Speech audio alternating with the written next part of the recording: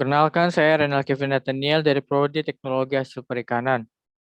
Pada video kali ini, saya akan menjawab pertanyaan dari tugas mid semester MK Kimia Dasar. Soal yang pertama yaitu jelaskan 3 periode dalam sejarah perkembangan ilmu kimia. Periode yang pertama yaitu sebelum Masehi. Pada saat itu, Mesir kuno sudah mempraktikkan reaksi kimia, yaitu pada membuat anggur, mengawetkan mayat, serta mengolah beberapa logam seperti tembaga. Kemudian, sekitar abad keempat sebelum Masehi, para filsafat Yunani seperti Demokritus dan Aristoteles mencoba memahami hakikat atau suatu materi. Menurutnya, materi itu bersifat diskontinu, terdiri atas partikel kecil yang disebut atom.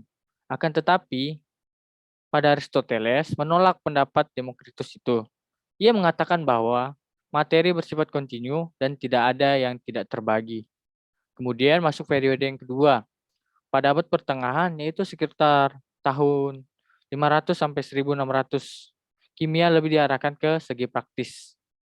Di masa tersebut, para ilmuwan Arab dan Persia telah membuat beberapa jenis zat seperti alkohol, zinc, asam sulfat, dan asam nitrat. Selain itu, mereka juga mencari obat mujarab untuk memperpanjang umur mereka. Dan pada abad yang ketiga, lahirlah kimia modern, yaitu pada abad ke-18. Ketika itu seorang kimiawan dari Prancis Antonius Laurent Lavoisier melakukan serangkaian percobaan. Demi percobaan tersebut disimpulkan bahwa kekekalan massa pada tahun 1836 Dalton merupakan seorang guru sekolah dari Inggris mengajukan teori atom yang pertama. Sejak saat itu ilmu kimia berkembang dari tahun 182 sekitar 30-an unsur kimia dan kemudian meningkat pada tahun 1900 yaitu sekitar 80-an dan pada tahun 2020 unsur kimia dunia mencapai 118 unsur kimia dan 94 unsur alami, sisanya 24 unsur buatan.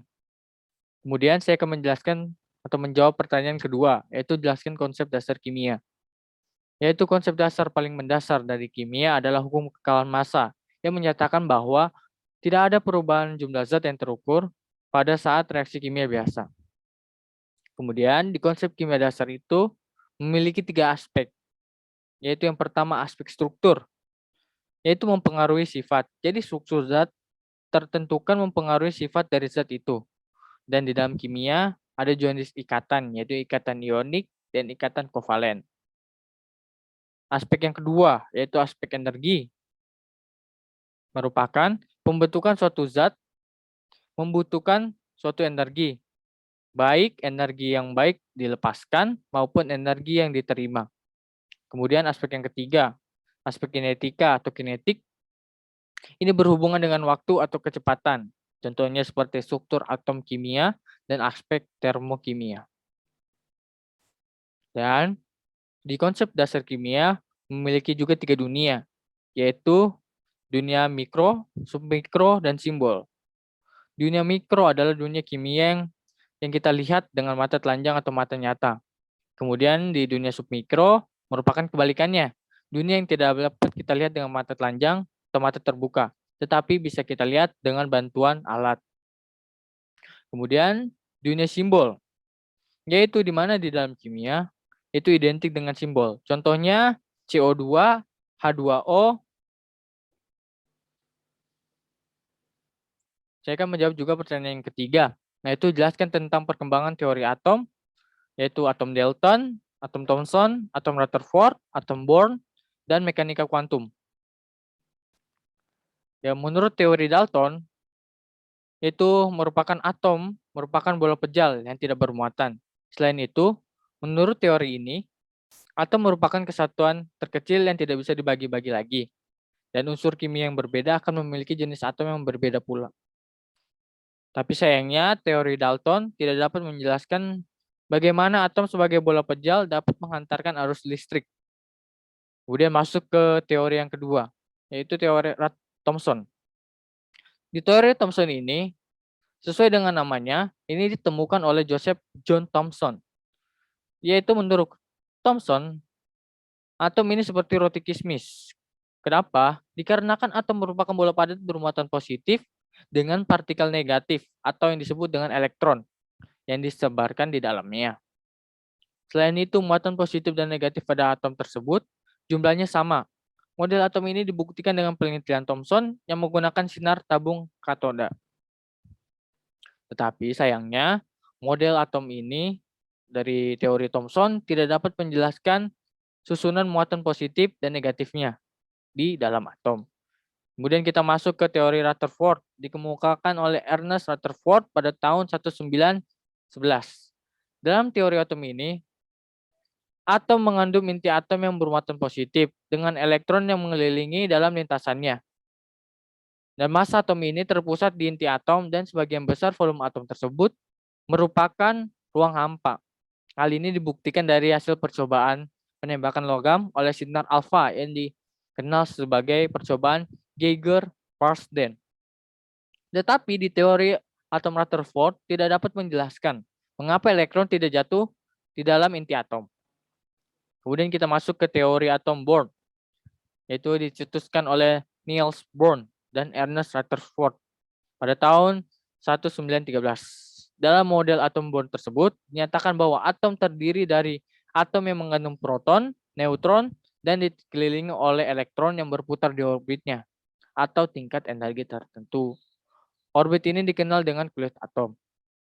Namun di model atau teori Bohr ini memiliki radius dan orbit. Hal ini tidak sesuai dengan prinsip ketidakpastian Heisenberg yang menyatakan radius tidak bisa ada bersamaan dengan orbit. Kemudian kita masuk ke mode atau teori atom kuantum, mekanika kuantum, merupakan model atom yang paling modern.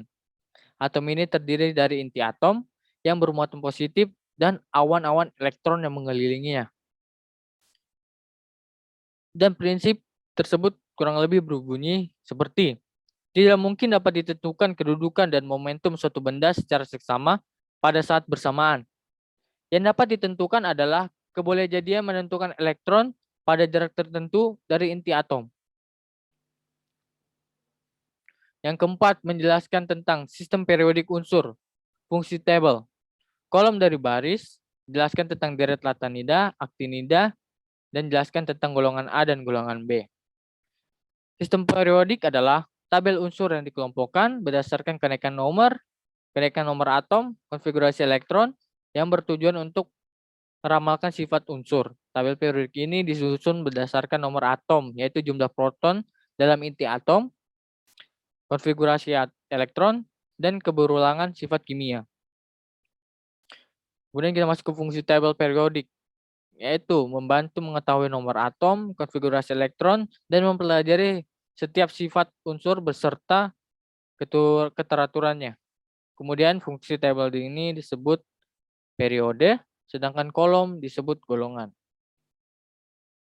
Kemudian kita menjelaskan tentang latinida dan aktinida, atau sering disebut sebagai latanoid dan aktinoid. Ini merupakan unsur-unsur yang terdapat di transisi blok F dan sifatnya berbeda secara signifikan dengan unsur yang ada di transisi blok D. Kemudian kita masuk golongan A disebut alkalin, golongan 2A disebut alkalin tanah, golongan 3A disebut boron aluminium, golongan 4A disebut karbon silikon, kemudian golongan 5A disebut nitrogen fosfor, golongan 6A disebut oksigen belerang, golongan 7A disebut halogen, golongan 8A disebut gas mulia, dan golongan 1B sampai 8B disebut dengan transisi. Kemudian kita masuk ke soal nomor 5. Jelaskan tentang pengertian stoikiometri, persamaan kimia, dan contohnya, serta rumus molekul dan rumus empiris. Yang kita ketahui, stoikiometri berasal dari kata stoikioion dalam bahasa Yunani yang berarti mengukur. Dalam ilmu kimia, stoikioion adalah ilmu yang mempelajari tentang kuantitas suatu zat dalam reaksi kimia. Zat tersebut meliputi massa, jumlah mol, volume, jumlah partikel. Takannya itu, stokiometri juga diartikan sebagai perhitungan kimia yang menyangkut kuantitatif zat yang terlibat dalam reaksi tersebut. Kemudian kita masuk ke persamaan kimia. Apa sih persamaan kimia? Merupakan referensi reaksi kimia menggunakan rumus kimia dari reaktan dan produk. Kemudian kita masuk ke persamaan kimia yang setara atau jumlah setiap jenis atom dalam reaktan dan produknya sama. Contohnya seperti 1CH4 ditambah 2O2 dan kita masuk ke rumus molekul. Rumus molekul merupakan jumlah atom setiap unsur dalam molekul. Kemudian kita masuk ke rumus empiris, merupakan rumus yang paling sederhana memberikan jumlah atom relatif atau setiap jenis atom dalam suatu senyawa. Rumus empiris ini juga disebut dengan presentasi komposisi massa. Kemudian kita masuk ke soal yang ke-6, jelaskan tentang ikatan ion dan ikatan kovalen. Ikatan ion ini terbentuk ketika elektron digunakan secara bersamaan oleh dua atom yang berkaitan. Ikatan kovalen terbentuk antara dua atom unsur non-logam. Sedangkan ikatan ion terbentuk ketika salah satu menyumbangkan elektron atau menjadi ion positif, sementara unsur lainnya menerima elektron atau menjadi ion negatif. Masuk ke soal yang ke-7, yang terakhir, jelaskan tentang ikatan hidrogen dan gaya van der Waals. Yaitu ikatan hidrogen adalah sejenis gaya tarik-menarik antar molekul atau antar dipol yang terjadi antara dua muatan listrik dengan polaritas berlawanan. Sedangkan gaya van der Waals merupakan tarikan listrik yang terjadi antara partikel-partikel yang memiliki muatan.